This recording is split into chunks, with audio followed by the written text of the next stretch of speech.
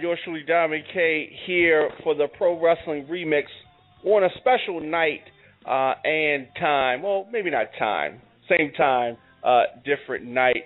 I am joined by Lee. Lee Sanders, are you there, sir? Oh, yes, brother, I'm here. All right, how's it going? I'm pretty good, man. How you been? Can't complain. Been a rough week, but it's all coming together now. That's it. Hey, point there and stay positive, brother. Absolutely. Of course, we're going to talk about the 20th anniversary edition of Monday Night Raw. Before we get into that, I want to get some of these plugs out of the way. Now, this episode is brought to you by You Are Not the Father, my book, which is available now on Amazon and Barnes & Noble. Definitely pick that up, check that out. You can also get that on ustreamradio.com in our shop zone. Now, I want you to talk a little bit about your website and your radio show and what you do very well every week. Oh, thank you so much, Dime. I appreciate that. And first off, I just want to say it's an honor to be a guest on your show, and I hope that your listeners, they enjoy some of the topics we're going to be covering tonight. I run a wrestling website and an entertainment website over at InfinityOneProductions.com. We cover a little bit of everything. I mean, you name it, we're there. I have the RCWR Show and Impact Showdown Radio, which you can listen to right here on blogtalkradio.com, Tuesdays and Thursday nights, 11 p.m. and 10 p.m. We cover it all, a little bit of WWE, TNA, Ring of Honor. If you're a women's wrestling fan, we even cover a little bit of what's going on in the respective promotions of Shimmer, Shine, Weekend Edition reports. We cover a little bit of entertainment, a little bit of everything. Whatever's got you guys talking, we're talking about it on those shows. So check it out when you get a chance. Very good. And I regularly listen to the shows. Good stuff over there. Oh, thank you. Absolutely. Off topic, just a bit. What is your predictions? Who is going to the Super Bowl?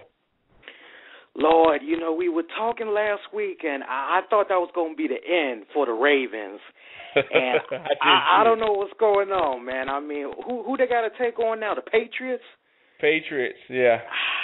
Man, I don't like to go against the Ravens. I really don't. But, I think Ray Lewis is on to something. Spiritual journey he talking about. I think we're going to see the Ravens in the Super Bowl. Who's on the other side there? We got San Fran taking on Arizona. I don't know, man. No, Atlanta. It's Atlanta? I'm looking at San Fran. Yeah, I agree. I'm looking at San Fran and the Ravens in the Super Bowl. Yep. Yeah. I agree. Ravens are going to go all the way. My prediction. All right, with that, with our football talk out of the way, Monday Night Raw started off with a bit of a classic intro. A lot of things from the 20 years, some of the old logos, and some of the classic things that they did in the intro over the years. And of course, Mr. McMahon coming out. No surprise seeing him in the opener. True? No surprise, no. No, that was his baby after all. He's the godfather. He's the one that created the whole thing. It made sense for it to open up with him. Right, and he went on to announce a cage match that was going to happen later in the night. And I knew that at some point between now and the Royal Rumble, we were going to get a quote-unquote rock concert, and he made that announcement. How do you feel about these rock concerts where the Rock, has a chair and a guitar and attempts to, do his Las Vegas show routine? Well, it's funny because I got to be honest. When he first did it, not to really jump too far ahead, but when he first did it, I believe the first rock concert he did, what was that? When he was having his rivalry with Goldberg, right? Yeah. Yeah, that was solid stuff. And then you hear that he's getting ready to do another rock concert, and if I'm not mistaken, the second one he cut was on Cena. That was pretty good.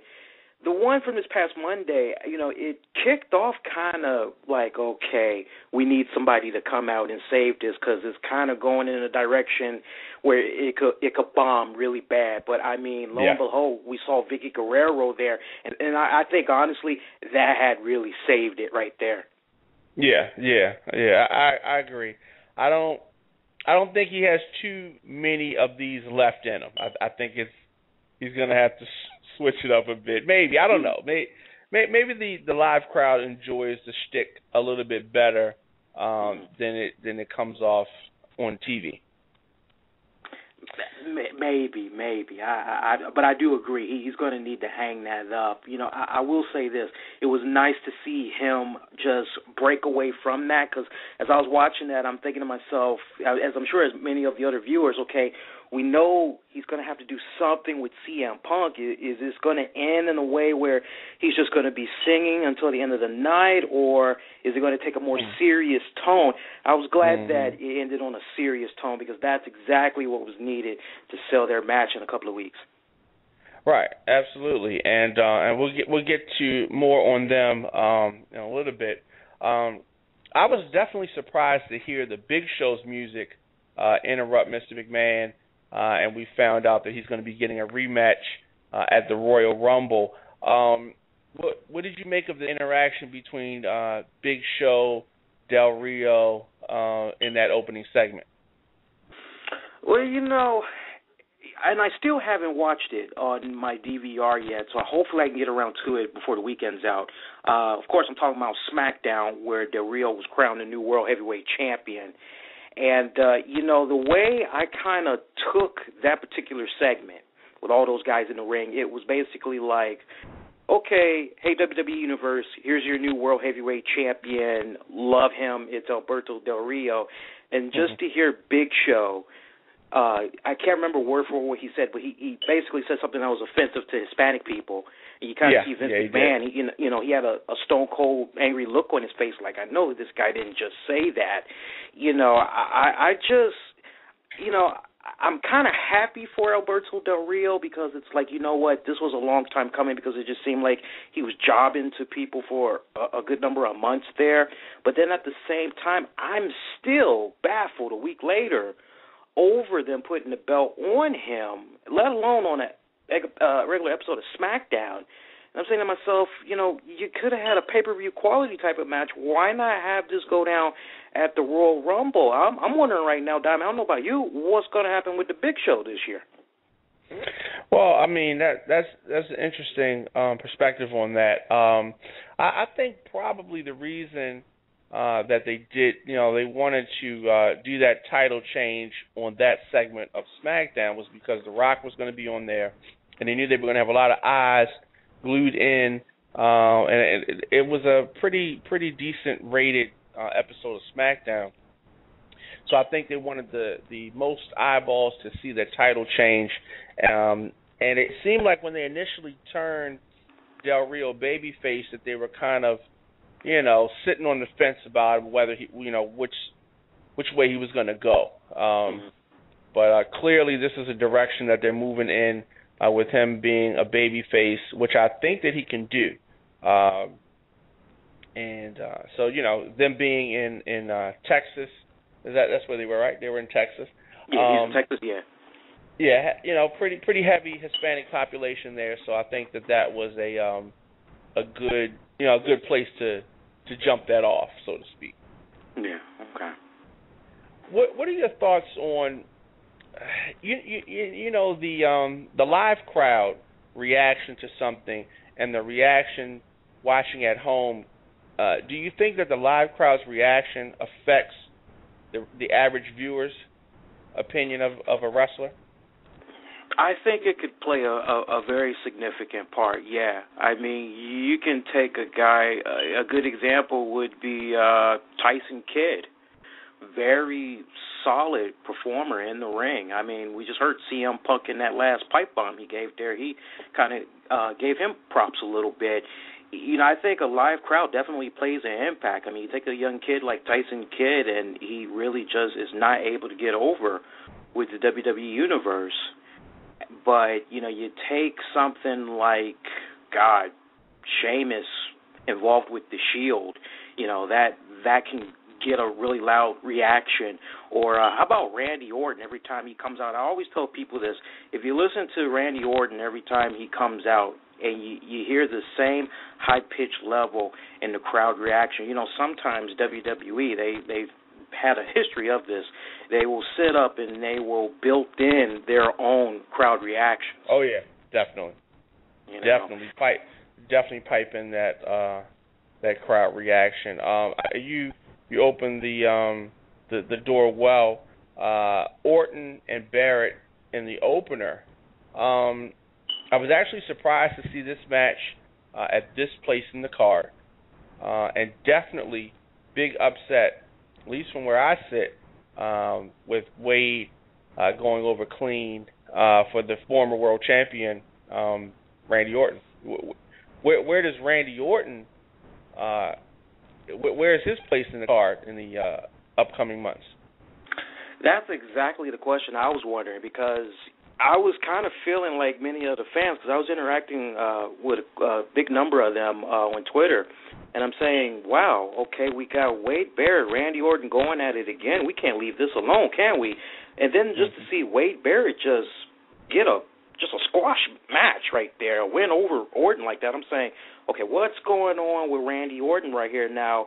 It hasn't been confirmed yet, folks, so just take this with a grain of salt, but there's rumblings that Randy Orton could be taking some time off this year for some personal reasons. Now, he hasn't violated the wellness policy in any type of way. It's just that there's some personal stuff going on at home, and he might need to leave in a little bit. I don't know, maybe what had happened on Monday night, Diamond, is the beginning of that. I'm not sure, but I thought Orton was off to a great start when he had came back, and I'm still kind of keeping my fingers crossed because of the way things have been playing out. Not to jump ahead, but the way things have been playing out, we could be at least seeing him in a match at the Rumble. Yeah. If not in the Rumble match itself. Exactly. Yeah, but I think this was definitely a sign of the elevation of Wade Barrett, and the regime is feeling pretty good about Wade Barrett and his upside. That belt looks good on him too. It does, and I think he's definitely a future main eventer. 2 to 3 years.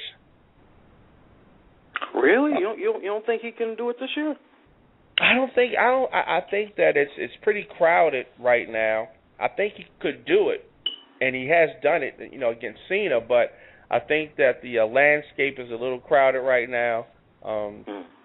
Ziggler is definitely in front of him, as is Ryback, and I think that the Shield has leapfrogged him, at least for the time being.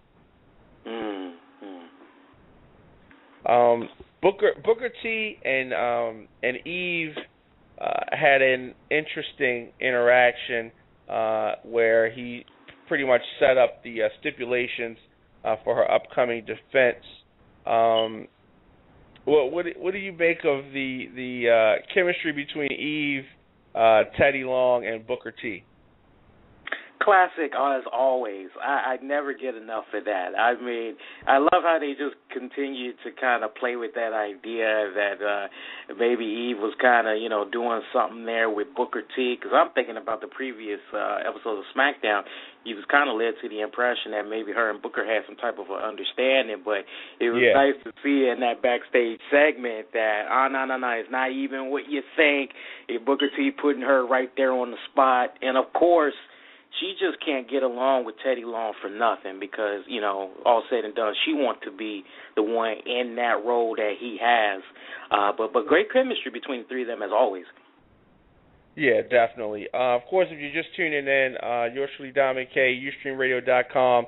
I'm joined by Lee Sanders from the RCWR Show, and we are recapping the 20th anniversary of Monday Night Raw, which went down obviously on Monday. I'm not an extremely big fan of women's wrestling. I can deal with a very good women's match by good women wrestlers. I think that what really hurts it for me is when they put these models in matches who clearly can't work.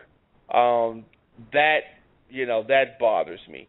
But when you have some women that can go, I do enjoy that.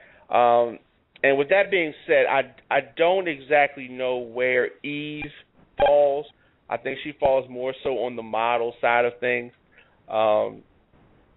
But what are your thoughts on? And I just spoke about her losing the title. But what are your thoughts on Eve's title run and this loss to Caitlyn? So many mixed emotions, Diamond, for real. I mean, it's so funny because I wrote an article a couple of months back, and a lot of people, they were like, oh, that's great stuff. And I was talking about how is Eve the last savior of the women's division. And I had made some very valid points. I mean, she was one of those type of divas who you looked at, you said, okay, she's got the look, but she doesn't quite have it all down in the ring. And then you just fast forward, what was that, maybe the beginning of last year, and you just look at where she was up until Monday. And she's really made a great ton of progress. And to see her drop the title, I was a little bit disappointed because, Caitlyn, we talked about this. Caitlyn, she looks like a Trish Stratus, but unfortunately she, sucks in the ring. And I'm very, very concerned about the Divas division right now. I mean, just when I thought, Diamond, that this division was possibly going to be going into that right direction there, it looks like they just put the title on somebody that I really don't think is ready. She needs more time on the mic, for one. She needs more time in the ring. Maybe she should go back to NXT. I don't know. But, quite honestly, I would have settled for the Divas title just being retired that night. I really don't think a new champion should have been crowned. Seriously. Yeah, wow. That's pretty hard on the ladies. It's possible. I don't know where they would be going, but it's possible and probable that Caitlyn is a transitional champion. But on the other side of things, they could be getting ready to really put a movement behind her and turn her into something.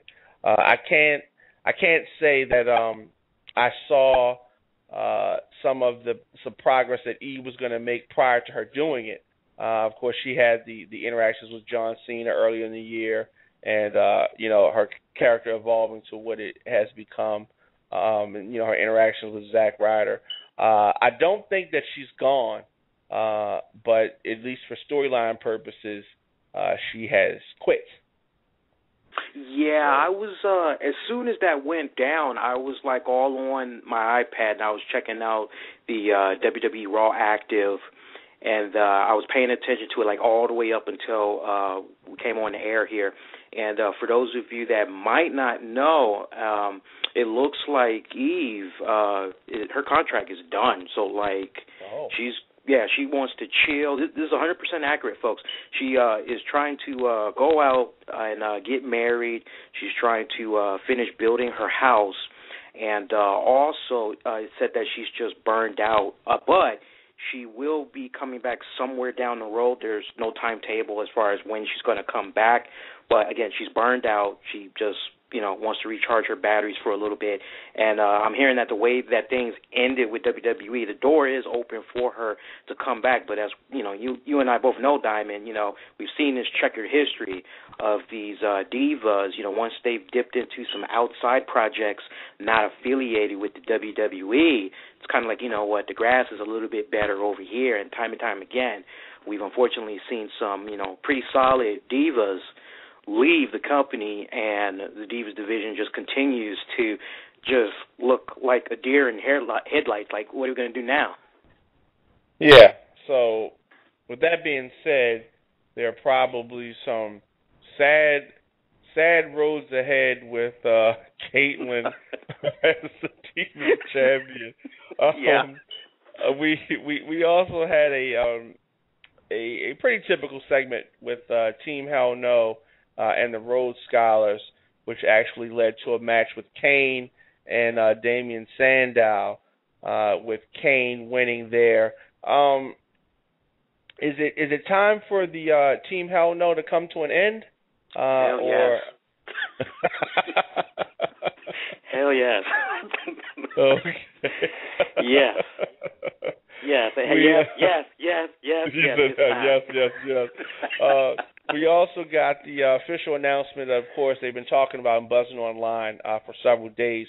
Mick Foley going into the Hall of Fame, 2013 Hall of Fame, definitely well deserved.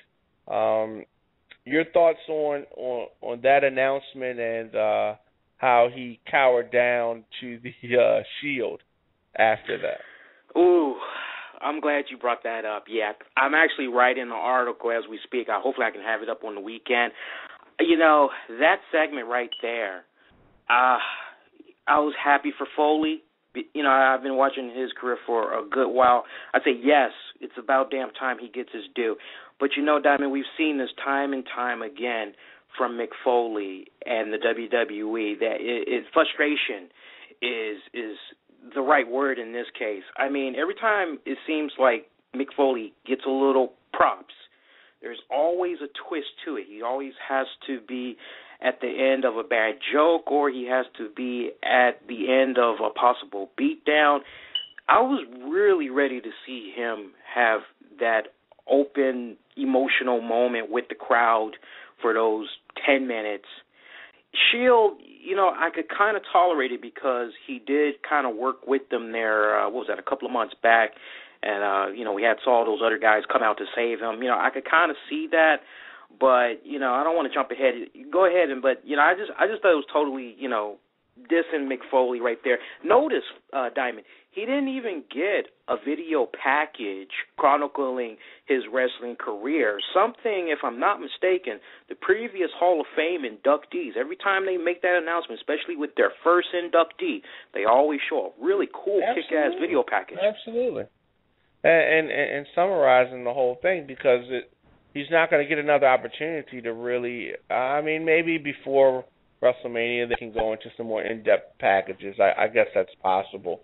But it seems to me that was just an afterthought for that segment. The segment was more about the, you know, Ryback, Randy Orton, you know, interaction with the Shield and with Sheamus.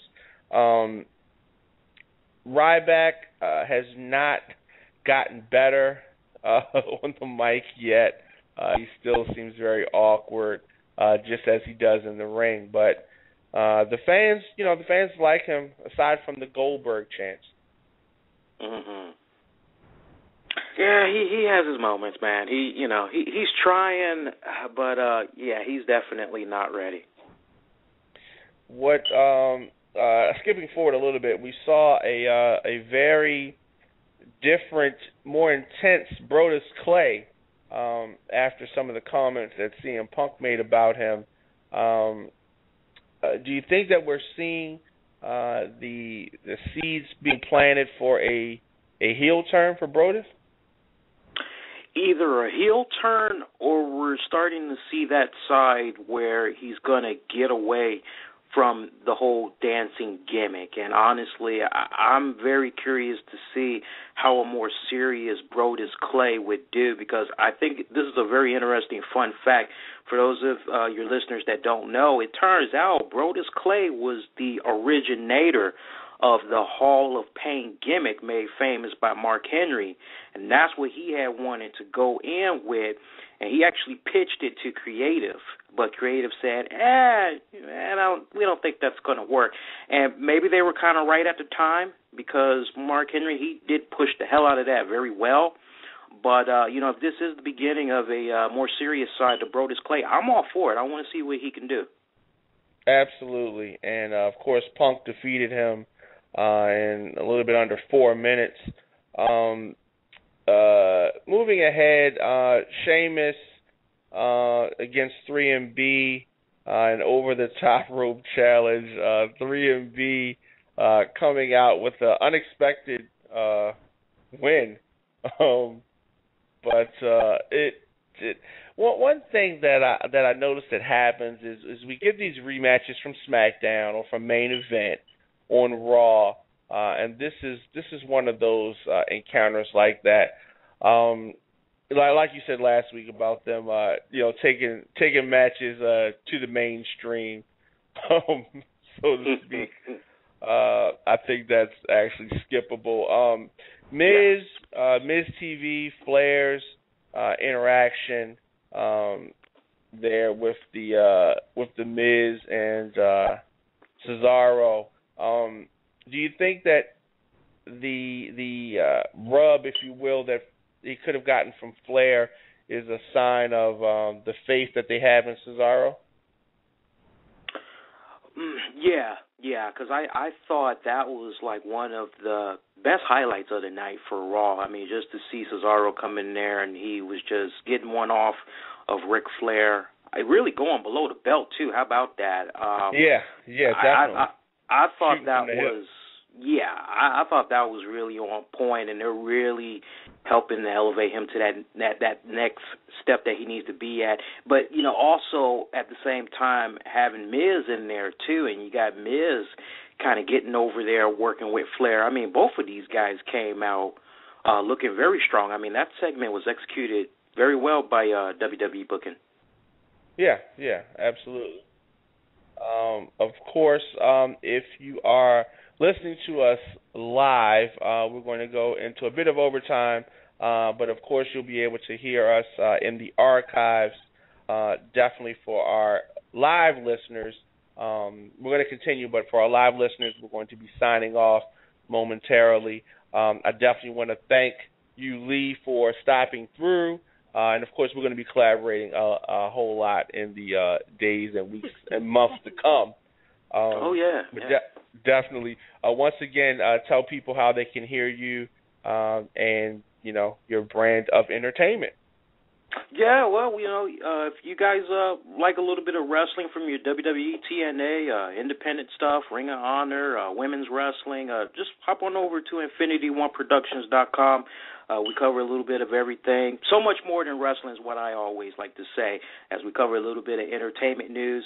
I give you a quick little sample. We got an article up right now talking about Alec Baldwin, who, as you all know, is the star at 30 Rock on NBC. Their series is actually going to be ending later this month, and he's got a pretty interesting take of an interview he did with Rolling Stone talking about how he was almost ready to quit the show on season 5.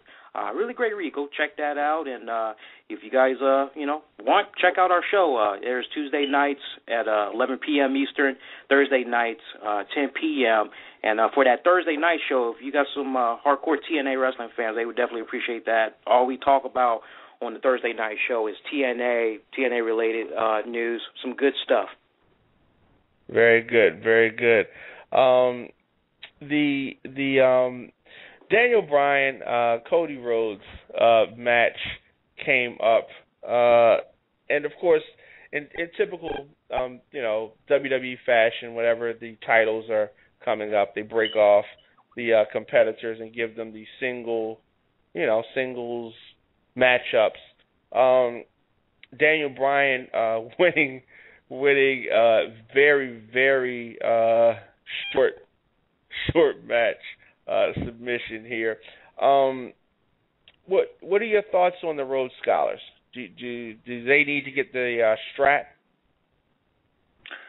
Yeah, I think it's time. I mean, these guys were supposed to get it, if I'm not mistaken, a couple of months back before poor Cody there had injured his shoulder and was it deltoid on Main Event. And it just seemed like Team Hell No was just floating around there. I think now would really be a good time to put those tag belts on them.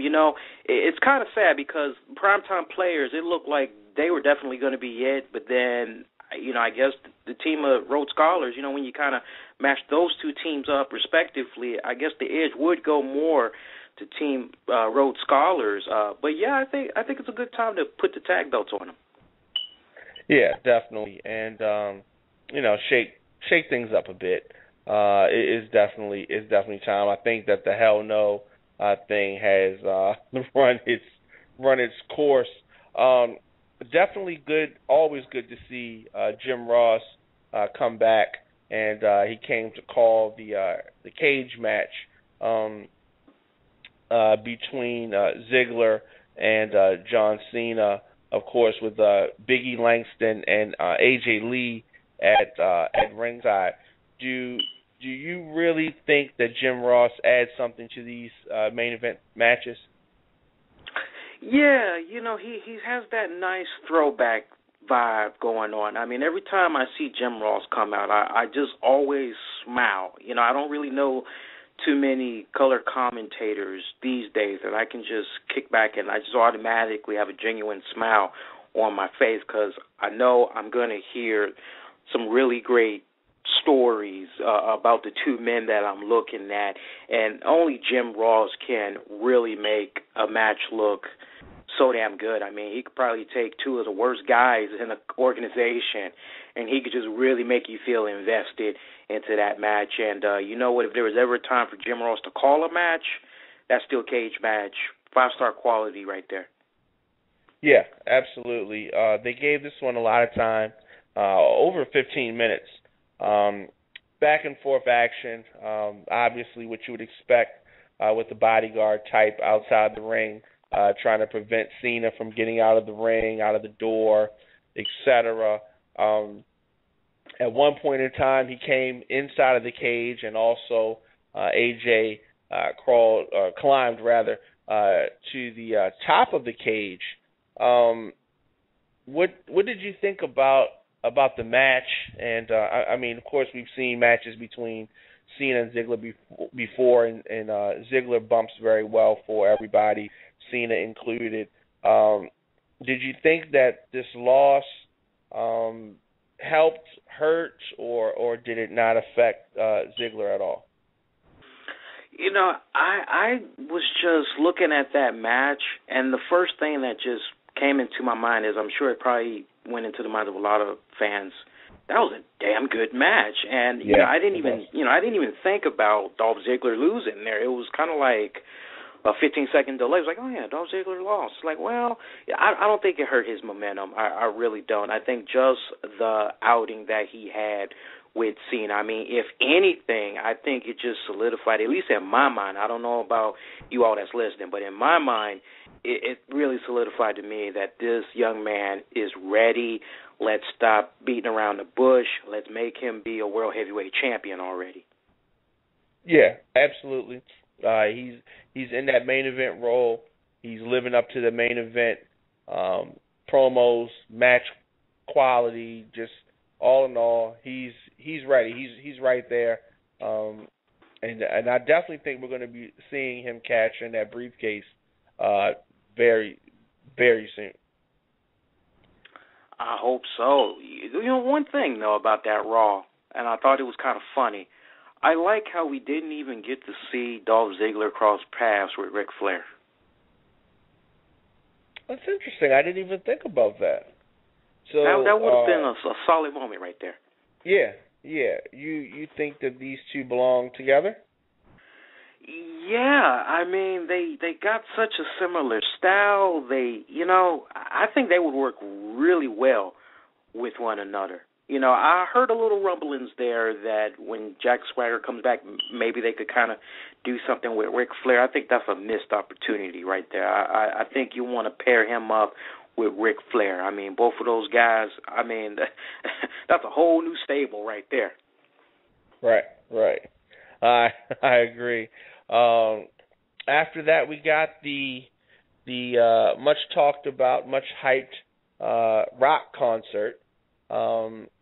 And the good part about it is is we got the interaction between Punk and Rock, continuing to build the momentum for the match. They still have 1 week to go in promo. I think that a pay-per-view like the Royal Rumble sells itself, but one thing they haven't been doing that much of is talking about the Royal Rumble and how excited the wrestlers are and their numbers and, trying to win the Royal Rumble and those type of things.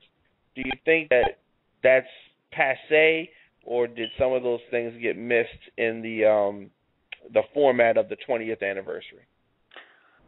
One of many things that got missed in the format of that particular episode. Yes, I think the writers spent so much time just focusing on, okay, how are we going to execute this Rock concert tonight? How are we going to have things in between him and CM Punk? I think so much emphasis was put on that they forgot about those little fine details.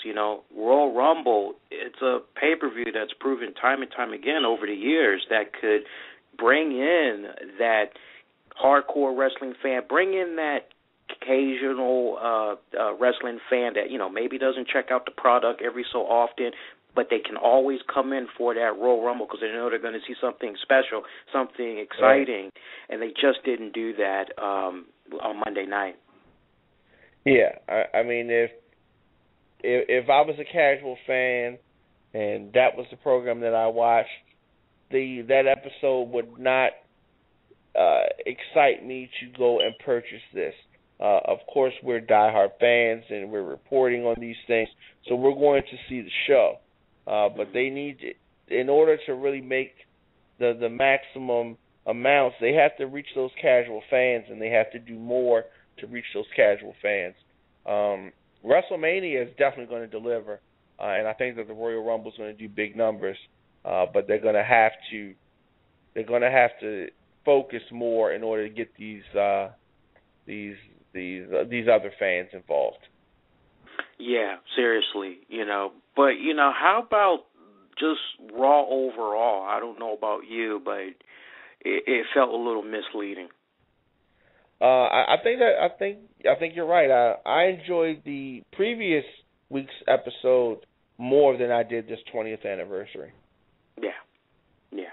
That was for me, and I didn't have to sit down, Diamond, and think about this, and I'm sure there's probably a good number of you out there that probably didn't have to either. You just kick back, you're like, man, felt like a typical episode. Where was the WWE legends? Where was the Hacksaw Jim Duggan? And it's so funny because I'm actually Facebook friends with Hacksaw Jim Duggan, and I saw him put out a little post. What was it, last Saturday, that he was going to be on Raw. So I'm like, oh, okay, well then this is shaping up to be pretty good. Then we're hearing the rumblings that Edge is supposed to pop up, Undertaker's going to pop up, they're going to try to get Shawn Michaels, and you come to this episode, all we get is Ric Flair, The Rock, Mick Foley. Now, keep in mind, we saw Mick Foley and Ric Flair get dissed. Okay, so you really couldn't take much great weight with those two guys coming back because you look at that segment there with The Rock and Sock Connection reuniting there, and then Vicky Guerrero comes in, and it kind of goes back to what I was saying earlier. It's like, okay, you get Mick Foley, you say he's inducted in the Hall of Fame, and what do? You put him at the bad butt end of a joke. You have Vicky Guerrero sit up and compare him being inducted into like a baseball Hall of Fame, basically saying he shouldn't even be inducted. And it's like, is that really the time and place to say that? And then look at Ric Flair, okay, 16-time World Heavyweight Champion, only 2-time WWE Hall of Famer. You sit up, you bring him in. I understand you're trying to get Cesaro over. You want to get Miz over. I am so sold on that. But you take that core piece right there. you have Cesaro sit up and talk about all the personal problems that Ric Flair's had over the years. You know, we all know that as wrestling fans. That's no secret. I mean, we all know that Big Daddy Vince and crew, you know, they had came to his aid in a big way as he had tried to sell his Rolex that Shawn Michaels gave him and his Hall of Fame rings to try to pay off some bills. And WWE, Vinnie Mac, they got word of that. They was like, you know what, let's buy this stuff back. You know, you don't need to do that. So, you know, but we didn't need to hear those things, at least on that night, because it was supposed to be about celebration, and there was just so many people missing. And for those of you wondering, well, what happened with Shawn Michaels and Steve Austin?